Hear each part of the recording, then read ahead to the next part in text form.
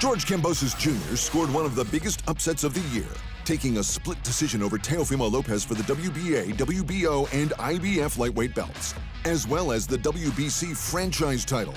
Lopez will be kicking himself he didn't put in the rematch clause.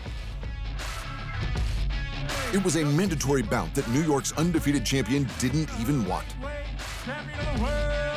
That might have been why Lopez was confident enough to predict a first-round knockout of his hungry, undefeated challenger. He could be hungry all he want, but I go out there and I'm starving, man.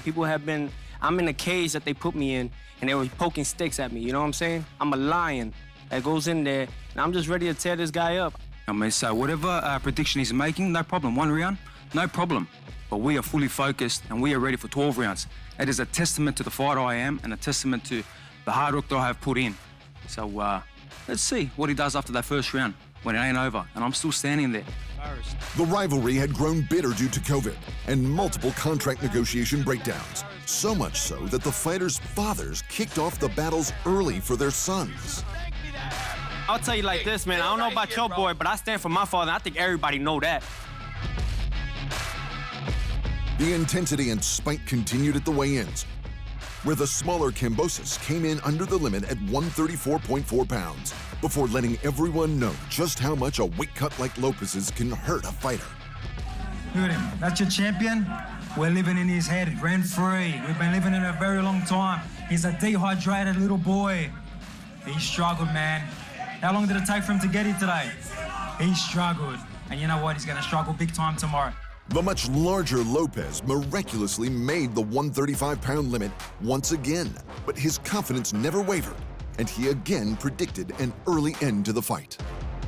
It's been a long time coming, and it's about time, man. It's a takeover. I mean, it's been a long time. And I just want everybody to know, man, y'all been sleeping on me. I'm about to wake everybody the up. So tune in tomorrow night. Yes, sir, man, and tune in early, because it's going to be a quick night. It wasn't. And not only did Kambosos survive the first round, he dropped Lopez in the first round. Yeah, we knew he was going to come out firing.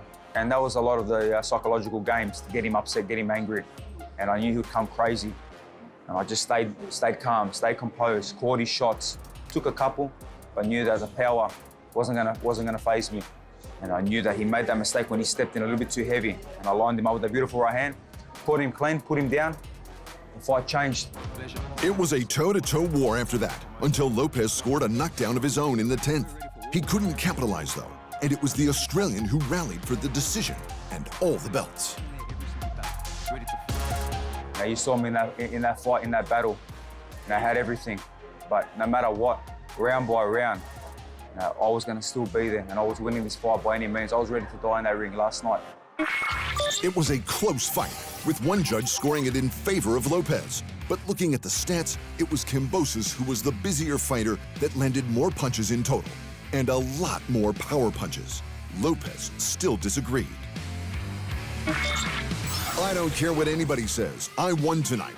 At the end of the day, I've been here. I've done it. Look, I'm not a sore loser. I take my wins like I take my losses, said Lopez after the fight, sounding a lot like a sore loser.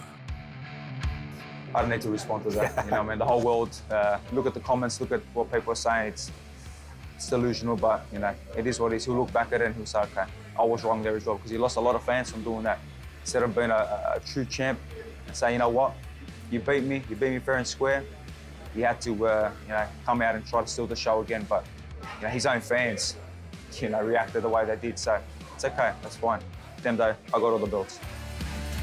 Kambosos is now the top dog in one of the most competitive divisions in boxing, so he will have his pick of future opponents if he doesn't want a rematch. Jake Paul received a lesson in trash talk from the Fury family ahead of Paul's upcoming bout against Tommy Fury, half-brother of the heavyweight champ Tyson. He hasn't really done anything. I'm waiting for this master of sales to do something. Well, I've made more money boxing this year. And just 2 months ago, you were saying, "Oh, Jake's the fresh air. We love what he's doing. Me and John, or whatever his name is, love what he's doing." So make up your mind. That was 3 months ago. Now I think you're a wanker.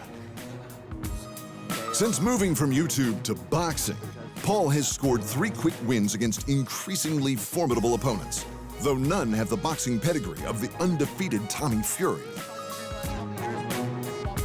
I don't care what he says, do or thinks, it's not important. Because when he jumps through them ropes on December the 18th, and he realises I'm not a YouTuber, I'm not a basketball player, I'm not a wrestler, I'm not a UFC fighter, I'm gonna get hit with a nice sharp jab square in that big ass jaw of his. Yeah, he's gonna be really back against them ropes, and he's gonna be thinking, what have I signed myself up for here? Jake Paul versus Tommy Fury is set to go down in Tampa, Florida this December 18th.